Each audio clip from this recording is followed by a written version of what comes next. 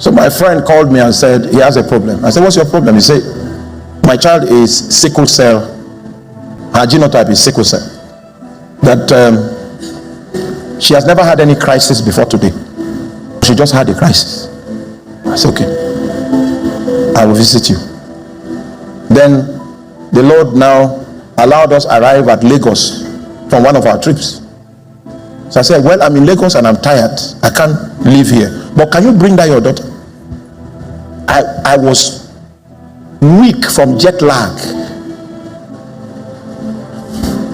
From Minneapolis to Lagos, I was weak. So I came out from upstairs, came down, put my hand on the lady, no physical strength, and prayed a prayer of faith and went upstairs. I said, after 14 days, go and run a test. I did the test. Her genotype was AA, and it's AA till today. I had to study Jesus, how he gave out miracles, how he raised the dead, the resources that he used to do the supernatural. I studied it.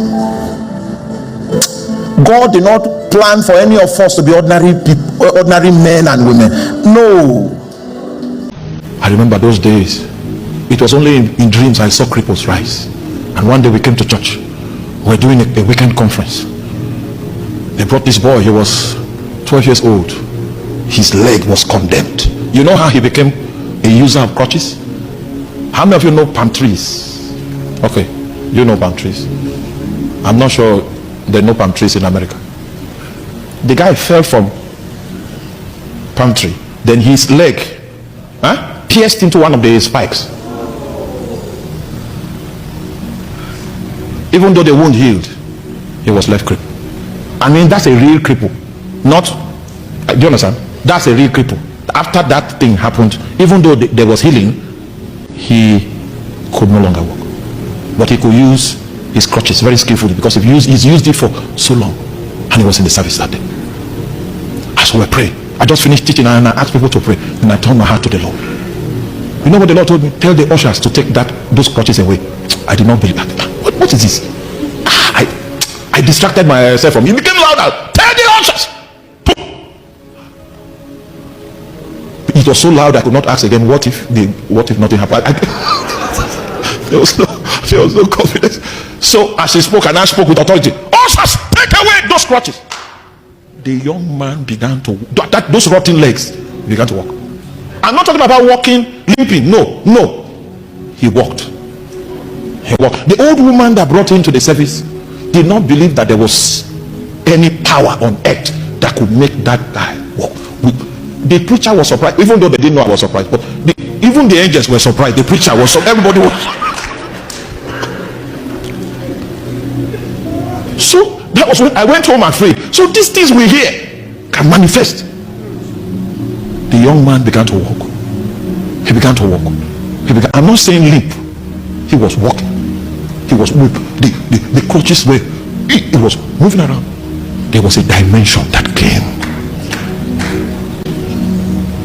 A man of fire is not afraid of confrontation. Your best days are the days when a witch comes to confront you. Those are your best days. I rejoice in them. You can lose your coat of many colors, but there is something you should never lose. It is your flame. Men will leave you. People will despise you. People will cast aspersions on you. But if you allow it to affect your fire, you have allowed it to affect your life. All the persecution, all the pressure, all the attacks on your life, on your health that Satan has been administering is to bring you to a point where you lose taste of life. And that is achievable when there is no fire. Oh man, I believe in prayer. I'm a creature of prayer. How a feeble man like this will cry. And people from all over the world will hear his voice. There's no training for it other than the altar. That's where voices are given. That's where powers are given. That's where princes are made. Oh, Shaiko baby. You can kill every man in the room. You can't kill the prayer man.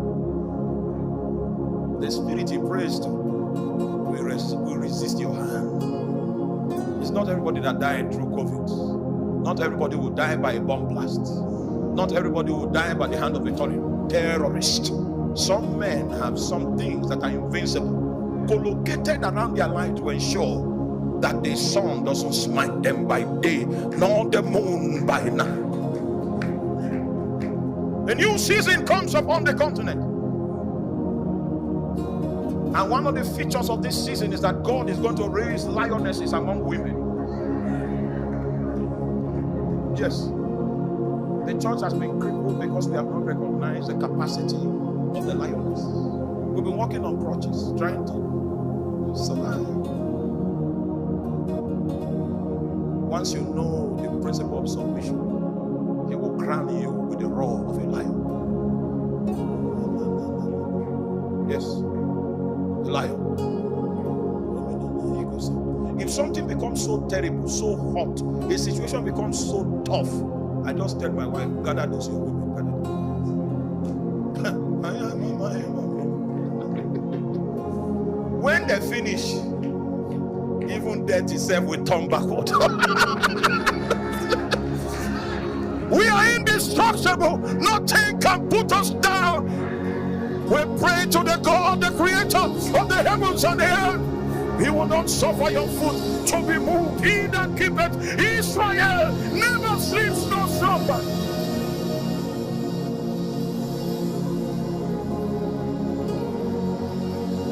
The band of the lionesses will begin to emerge. They will emerge from Zimbabwe. They will emerge from Zambia. Please subscribe to see more videos like this.